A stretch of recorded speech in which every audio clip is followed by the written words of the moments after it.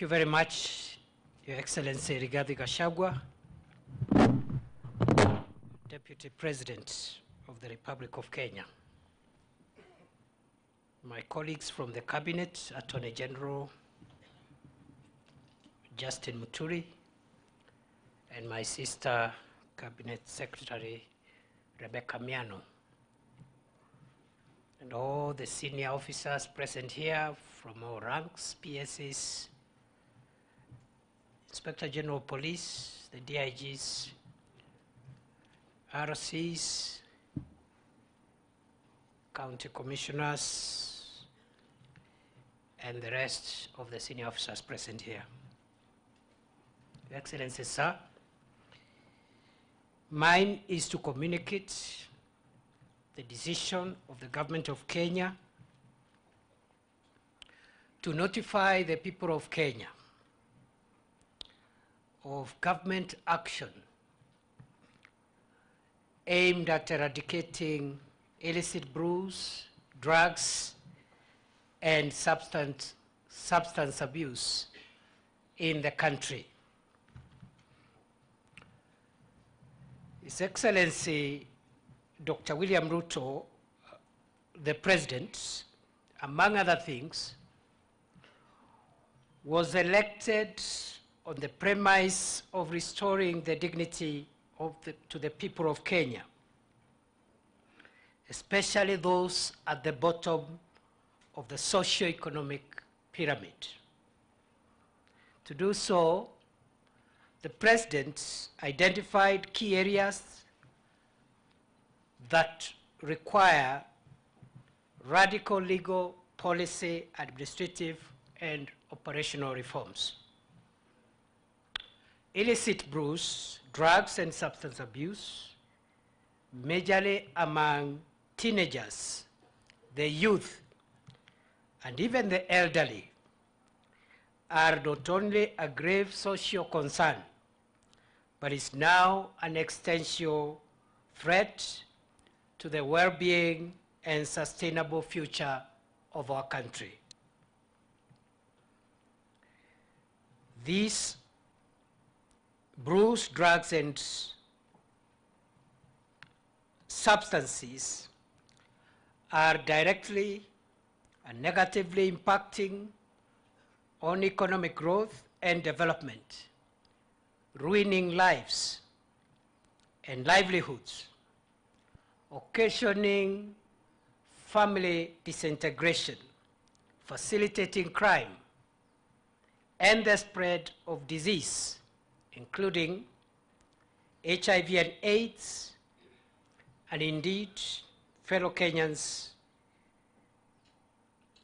brews that are illegal, drugs, and substances are now a major national security threat and also a threat to public health across the country.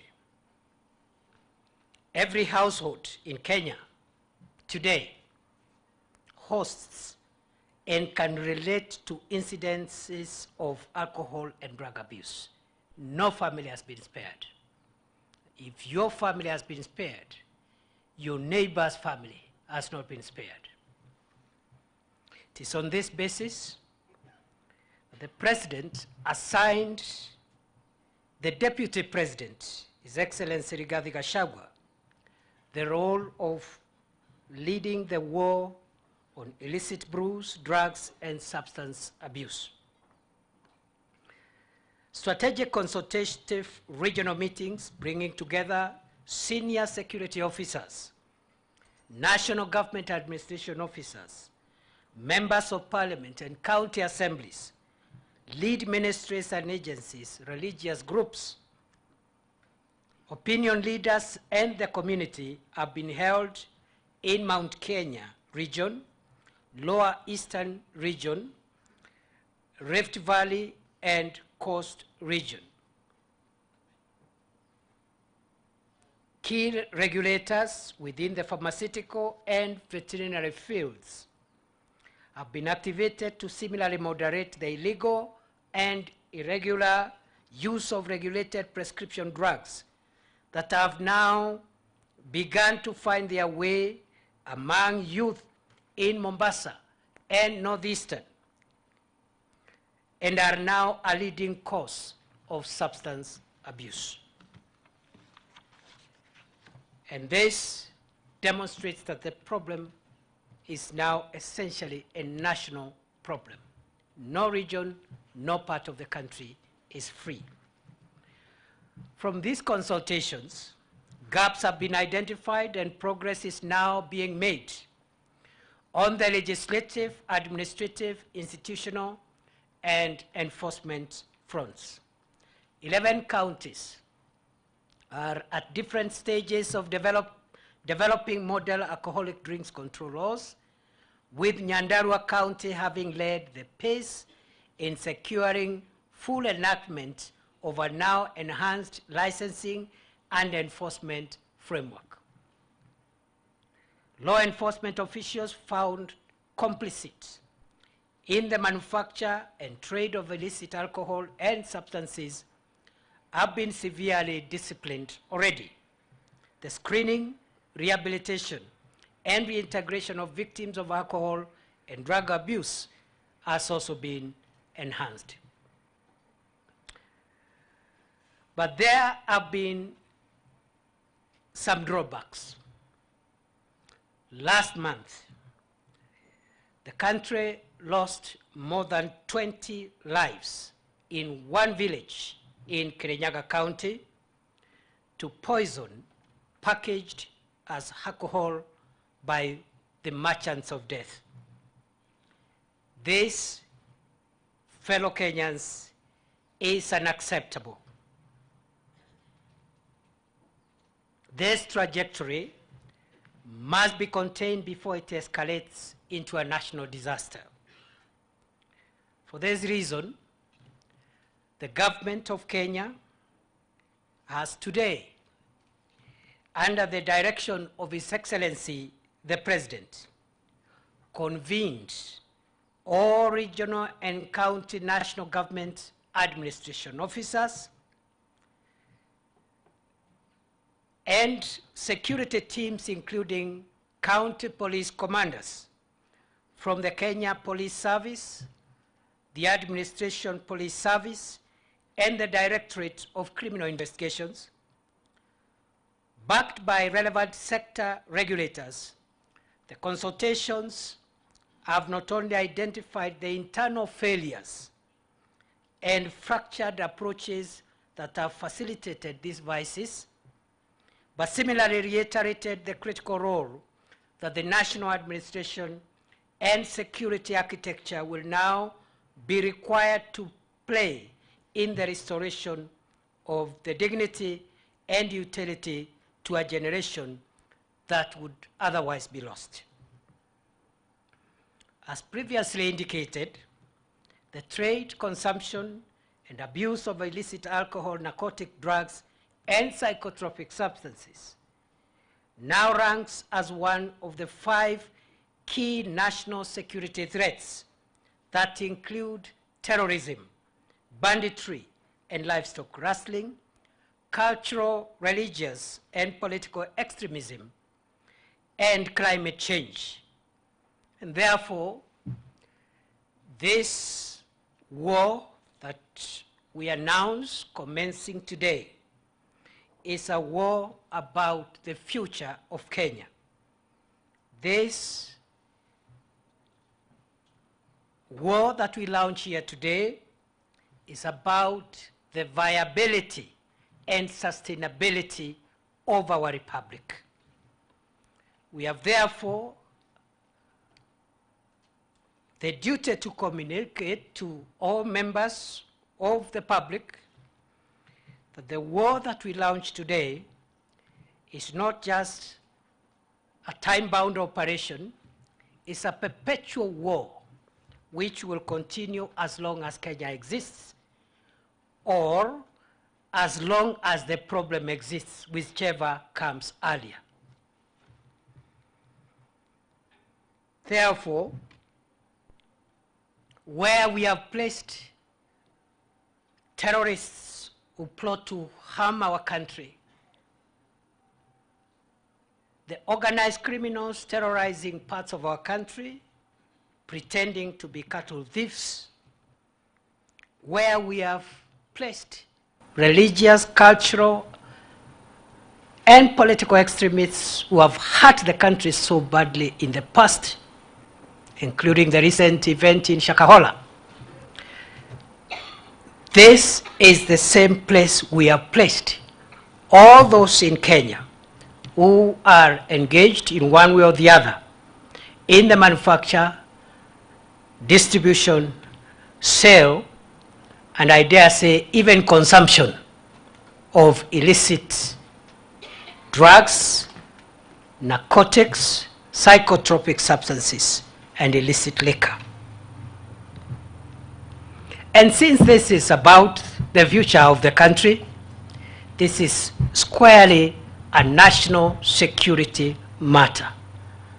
This statement has taken time to situate why we are here, right from the instructions of the President to his deputy, to the directives of the President through the National Security Council, and the rest of us. Therefore, any officer present here or watching from elsewhere who think this is the usual time-bound, periodic security operations is in for a rude shock. As I said, what we start today will continue as long as Kenya exists or as long as the problem exists, whichever comes earlier. If the problem goes earlier, we stop the operation. If it doesn't end, we continue with the operation until the end of the world. Therefore, the government has adopted a national security posture in the management of this scourge. And by this, it must be clarified that as a national security threat, politics, culture, religion, and other antecedents that always cloud our national conversations are removed from this matter. It is purely a law enforcement matter. It's not political, it's not ethnic, it's not religious, it has nothing to do even with the economics of our country. And some of the measures, you will understand, are measures that will include government losing revenue, if that will help us save the nation. In that regard, I am authorized to announce the following measures that will guide this very critical national survival exercise. 1. Pursuant to Section 42K of the Preservation of Public Security Act, all licenses and certification permits for second-generation alcohol and alcoholic beverage distillers and manufacturers issued by the Kenya Revenue Authority and the Kenya Bureau of Standards stand suspended with immediate effect. All existing valid licenses will be vetted afresh within 21 days of this directive, with premises approved to resume operations only upon receipt of fresh approval. 2. Pursuant to number 1 above, the Ministry of Interior and National Administration invites all currently licensed manufacturers and distillers to a meeting to be held on Tuesday, the 12th March 2024 at 10 a.m. on the above prescription. Due notification, including venue and agenda, will be communicated to those who this information relates. 3. Fresh license applications shall require manufacturers to have quality control laboratories installed with gas chromatography, with flame ionization detectors, and this must be operated by competent laboratory analysts and tests incoming raw materials and finished products before releasing them to the market. The laboratories should register with a provider of inter-laboratory comparison and submit their quality control results to the Kenya Bureau of Standards on monthly basis. For the avoidance of doubt, fresh license applications shall require manufacturers to have quality control laboratories installed with gas chromatography with flame ionization detectors. Number 4, all alcohol manufacturers shall henceforth establish and document all traders in their distribution chain and have procedures for ensuring full traceability from factory to the consumer of alcoholic products manufactured for sale. All alcoholic products shall include traceability information, including manufacturer details, location, ingredients, and content. Number 5, the Kenya Bureau of Standards shall ensure that within 45 days, all industrial ethanol is denatured or marked with a denaturing agent known as denatonium benzoate to prevent diversion and or the accidental use of industrial ethanol in alcohol manufacture. Number 6, any licenses currently issued to bars and other outlets, premises by county governments that are contrary to the provisions of the Alcoholic Drinks and Control Act, especially as relates to licensing premises within residential areas and around basic educational institutions, are declared null and void. County security teams are to secure and shut down and seize such premises with immediate effect. The licenses that have been issued contrary to the Alcoholic Drinks Control Act, which is national legislation, which supersedes county legislation.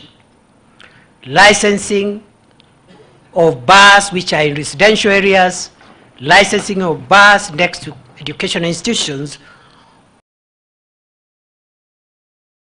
all those licenses are declared, and county security teams across the country must enforce the law that I have just cited with immediate effect. Number 7,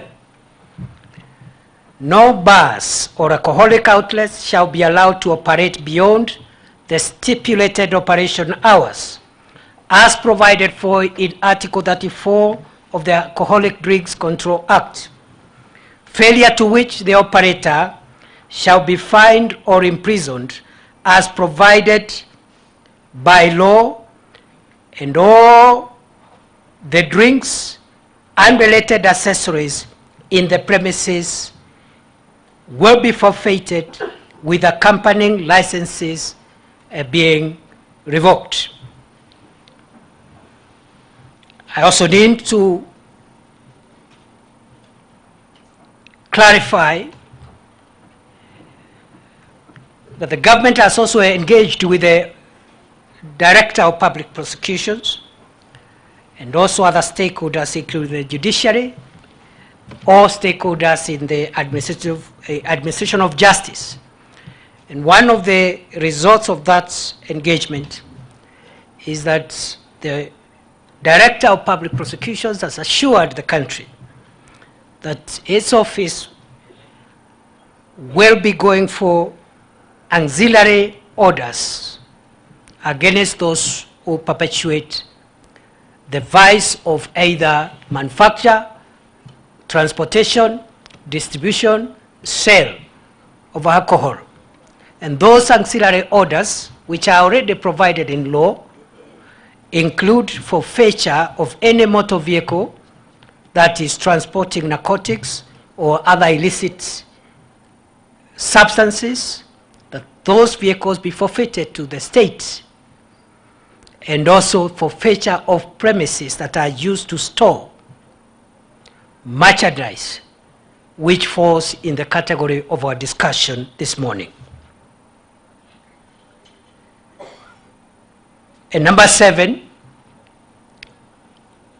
just to clarify that we must respect the laws that exist on hours when bars can be open. And if the hours when bars can be open are provided by law, it therefore means those are the same hours that the people of Kenya can enjoy their leisure in taking alcohol. The people of Kenya must go home when that time expires. They must proceed home. And they must leave before those hours and make sure that they reach home in good time, because I'm told the speed of mobility when one is intoxicated is a bit slow. Because we don't want to collect Kenyans in dirty ditches, so they should go a little earlier. But anybody found taking alcohol or selling alcohol after those hours, we will do what we must. Number 8, all manufacturers, distillers who are aware of counterfeits of their products and fail to report to the Anti-Counterfeit Authority on the same shall be deemed complicit. Licensed manufacturers will be required to furnish county security teams with the geolocation and physical details of their licensed premises, as well as stock records per licensed premises. Any other physical premises stocking, manufacturing, and housing manufactured stocks will be deemed illegal stocks for destruction. Number 9,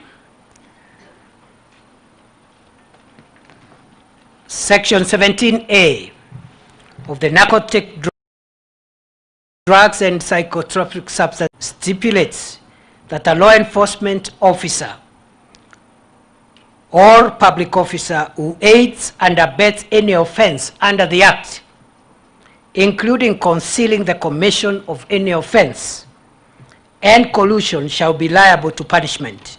In this regard, officers abetting, concealing, or colluding with any person to commit an offense under the Alcoholic Drinks Act or even under the Narcotic Drugs and Psychotropic Substances Act shall be liable in accordance with the law. The policy has also been given that no person who undermines the interest of our national security will be transferred. No officer will be transferred if they are culpable of undermining our national security interest. We'll find a way of expediting your removal from service in the shortest time possible, and the other things we can discuss, including if you take us to court. We know what to do when you take us to court, and we are patient enough to wait for hearings and appeal until the Supreme Court. By that time, Kenya will be on the move.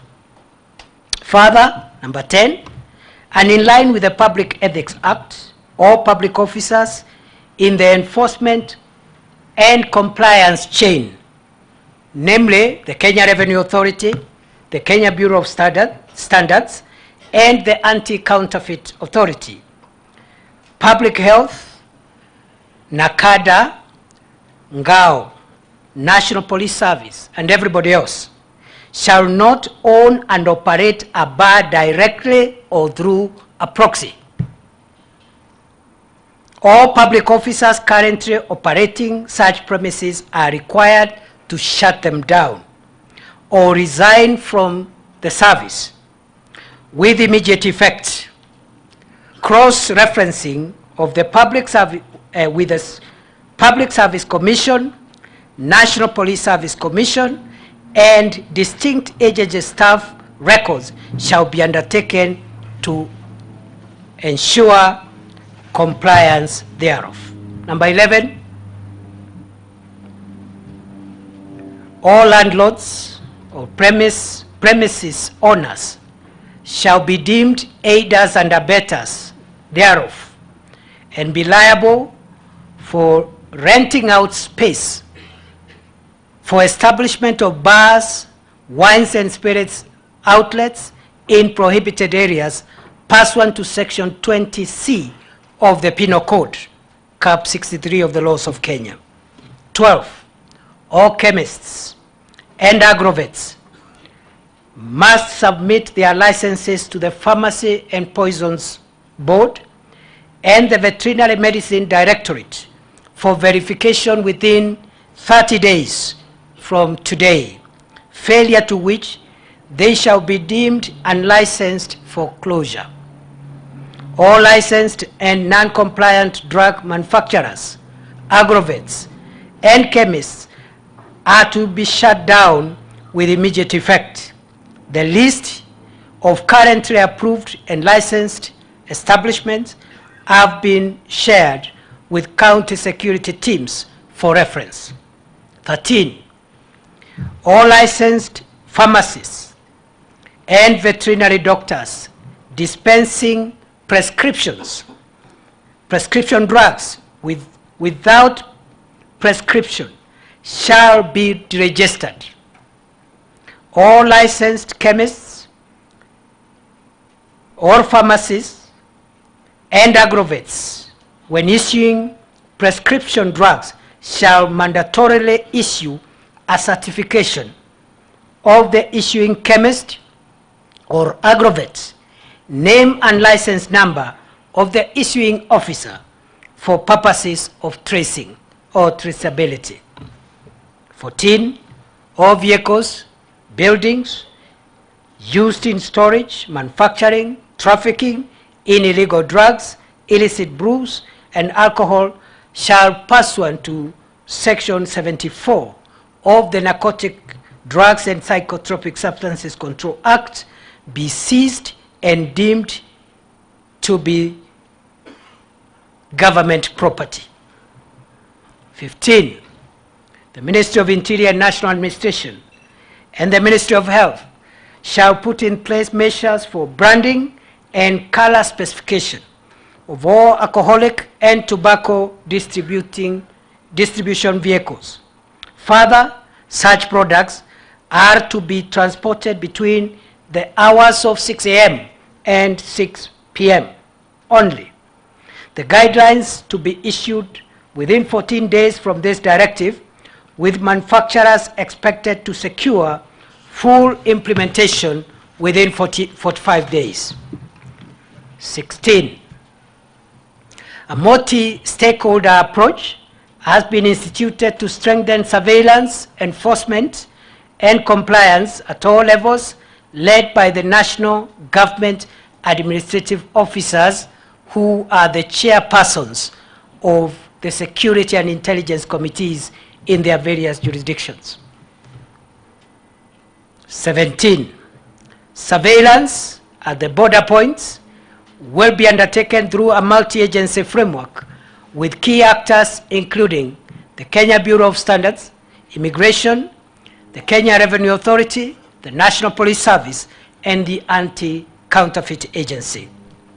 18, to enforce compliance on package or packaging according to the Alcoholic Drinks Control Act, the Kenya Bureau of Standards shall within 60 days from the date hereof review the guidelines on minimum quality on the minimum quantity of alcoholic drinks to enhance the same from 250 milliliters to 750 milliliters or higher. 19. All enforcement agencies shall undertake integrity vetting of all officers manning our border points, highways, and regional offices. Only officers of integrity and good standing will be appointed to conduct surveillance at the border points and highways, especially Namanga, Isebania, Moyale, Isiolo, and all the other affected areas. 20. The importation, manufacture, sale, use, advertisement, promotion, or distribution of shisha is outlawed in the country. Any establishment found in breach of this provision will be shut down with immediate effect. County security teams are required to enforce this prescription without fail. 21. The labeling and packaging of all tobacco products in Kenya must comply with the provisions of the Tobacco Control Act of 2007 and the Tobacco Control Regulations of 2014. Products that do not comply must be withdrawn from the market immediately. 22. The National Treasury is urged to fast track the harmonization of custom and excise duty of ethanol within the East African region to prevent arbitrage within 45 days. Further, within 60 days, the National Treasury shall conclude taxation proposals towards the following: A, incorporation of a model of taxation based on alcohol content. B, review the taxation framework for beer and other non-spirituous alcoholic drinks to mitigate the risk of harmful effects. And C, mandatory adoption of digital Kenya Bureau of Standards and Kenya Revenue Authority stamps for all alcohol and alcohol-based products, and the withdrawal of physical stamps. 23. The Ministry of Health is urged to issue directives for all level 3 and above hospitals to establish dedicated rehabilitation wards or facilities for victims of substance abuse, drugs, and illicit alcohol in line with the existing norms and standards and in consultations with the county governments. 24. Parliament is required to prioritize and fast-track the processing of all legislative interventions towards amendments to the Alcoholic Drinks Control Act, the Tobacco Control Act, the Public Health Act, the Pharmacy and Poisons Board Act, the Veterinary Medicines Directorate Regulations, and other accompanying regulations. In particular, the amendments to the Alcoholic Drinks Control Act shall ensure that county licensing is conditional on receipt of a clearance certificate from NACADA as a precondition for the issuance of license to sell, distribute, and otherwise deal with the alcoholic drinks. 25. All county security committees have received the existing approved and licensed lists of manufacturers, distillers, pharmacists, and agrovets. The committees are hereby directed to shut down and destroy all illicit manufacturing installations, distilleries, agrovets, and chemists not within the approved list of licensed enterprises within 10 days of this directive.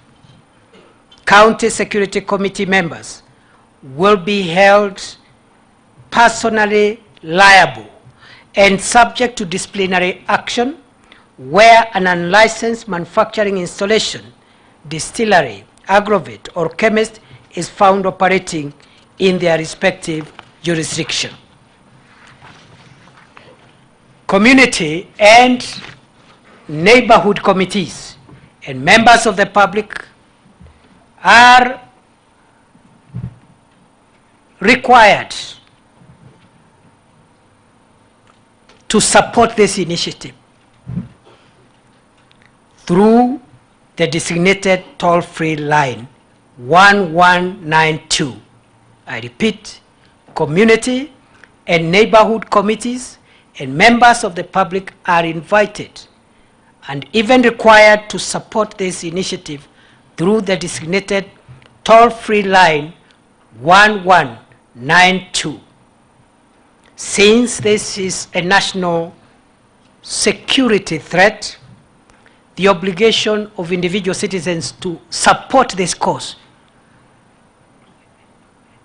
is also mandatory for the sake of our nation, because the duty to protect our nationhood and our constitutional order is a duty that binds every state organ, every arm of government, but it's also a duty that binds every individual.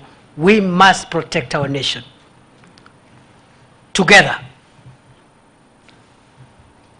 Officers will be available to receive any complaints and concerns relating to the manufacture, trade, transportation, storage and consumption of illegal alcohol, drugs, and other substances.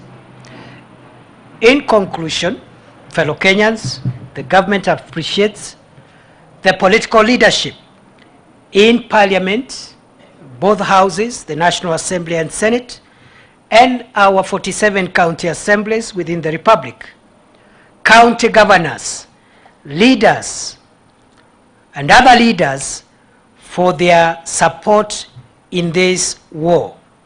We appreciate in particular the county governments that have adopted the county model laws. The government further appreciates the members of the public who routinely engage security officers to share information and reports on illicit and illegal alcohol, drugs, and other substances. This administration has made it abundantly clear that illicit alcohol, drugs, and substance abuse will not be tolerated in any form whatsoever. The need to demonstrate this cannot be gainsaid. In keeping with the administration's commitment, we as state officers here and our colleagues who are not here are bound to take responsibility and to meet the full consequences for any political and social ramifications. We are ready for this task. This operation is a national security operation and fall entirely within the remit of the law enforcement machinery of the state and its multi-agency collaborators. Political, business, religious, and other leaders are requested to abstain from interfering with this war so that we don't falter, as has happened in the past, because we must win the war. We must save Kenya. We must save our children from perishing. And this is the statement from the government of Kenya. Thank you, Excellency.